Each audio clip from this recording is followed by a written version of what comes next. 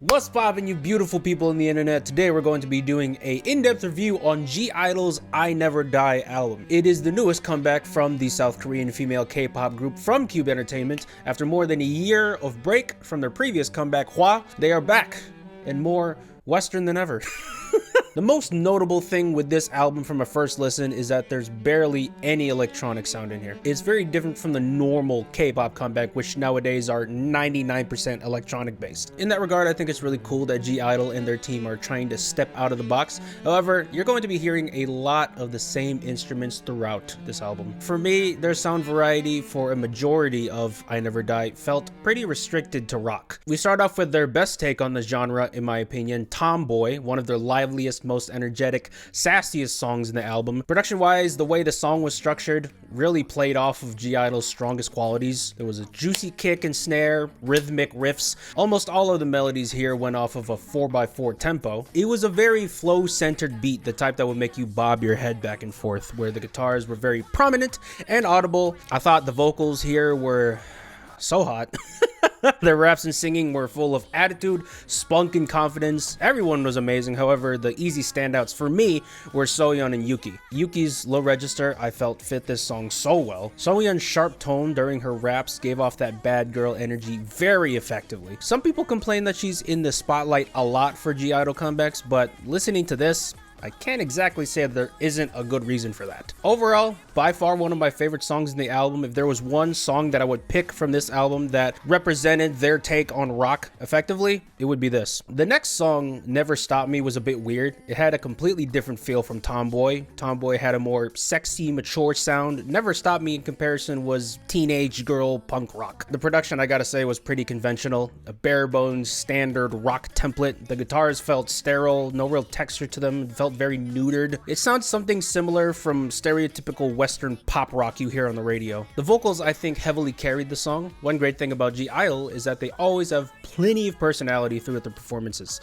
If it weren't for GIDLE, I'd be bored out of my mind with this song. I'm gonna just tell you all right now. Even with GIDLE carrying the entire thing, I can't help but be underwhelmed by it. Placement wise, I thought it was a poor decision to be put literally right after Tomboy and before the next song as well. Villain dies, we transitioned immediately into another banger, an easy highlight of I Never Die, and it's a good example of what GIDLE does best, music that's dark, feisty, and mysterious. This was one of their most instrumentally diverse tracks. Throughout it, I heard strings, bells, and even saxophone for the drop, or was it clarinet? I don't know. The singing was very enchanting, almost trying to lure you in. I thought it had beautiful reverb, great dissonance, felt like they were casting a spell on me. Also, the ASMR parts for Soyeon really did it for me. Thank God I was wearing headphones when I reacted to this. I gotta say, for this song, I'm not surprised the villain died. Matter of fact, the villain probably died from a nosebleed after listening to GIDLE. From there, we transitioned to already a slower song in comparison. This was one of their most beautifully layered tracks. The sound as a whole felt very freeing and open. Soft, consistent arps, both guitar picks and electronic synths, surprisingly. The snares and claps had plenty of resonance to them. The beat is fairly steady, rarely ever changing up significantly or switching up. You can tell that already was intended to be a chill vibe. But a consequence of that is there isn't really much variety to the song structure. If you were expecting a mind-blowing drop or a jaw-widening bridge, you're not gonna find that here. The dance break on top of that felt empty. It felt so filler. It's just drums, bass, and kind of brass. None of them interesting enough to carry the beat on its own. It was almost a non-dance break. When it comes to the vocals, I thought the delivery was great, but the melody was kind of uninteresting. It sounded like they were just singing 3 sections over and over again. I gotta say, even as a vibe track, I've heard much more musically extensive songs than this. You had a great initial idea, but didn't do anything with it throughout. You easily could have made this an interlude. Unfortunately, it really doesn't get any better with Polaroid. The speed gets even slower. When it comes to the singing and the production, this is their least interesting song in the album by a mile. Production was just acoustic guitar and drums.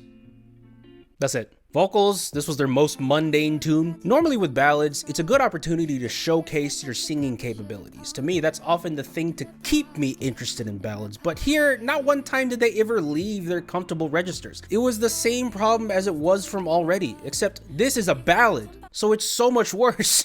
Sonically, I've never been so bored with a GIDLE song in my entire experience listening to K-pop. This is one of their most uninteresting songs they've ever made. But RBGTalk, maybe you just don't like ballads. Just because it's a ballad doesn't mean it's boring. On the contrary, the perfect example of the opposite is literally the next song, Escape. Take all the great qualities you have from Already and Polaroid, you basically have Escape. Gorgeous layering throughout, it's an entrancing, perfect layback song. I think it's perfect for fan music videos. The highlight of the production were the captivating guitars. Did a great job of adding color to the entire arrangement. The vocals I felt were soft and fervent, similar to Polaroid in that both ride on the beat that they are on. However, a big difference with this is that the beat is not mind-numbingly boring.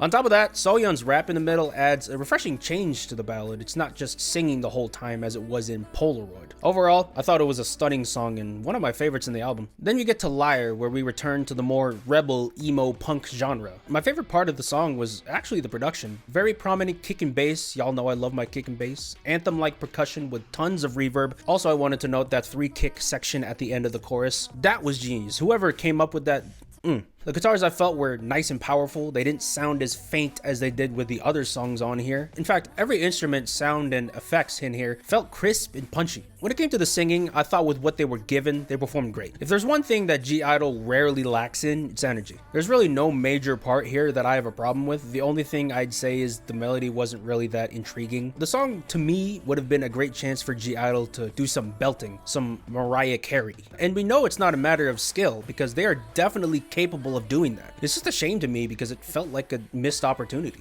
Also, the lyrics are questionable.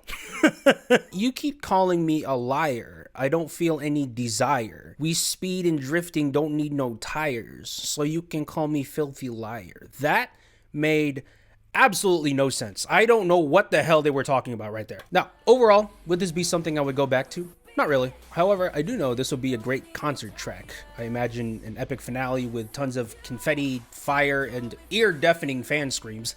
Then we get to My Bag, the last song of I Never Die, which made me really happy and also quite annoyed. I'm annoyed that they didn't do this type of music more in this album. This song is perfect for a group like GIDLE. The production was great, pretty simplistic in nature, lots of bass over a trap beat with accenting brass here and there, but you really don't need anything complicated for a song like this. I thought the production here did its job fantastically. Not to mention adding high-pitched bells where the drops were a really nice choice. The vocals here,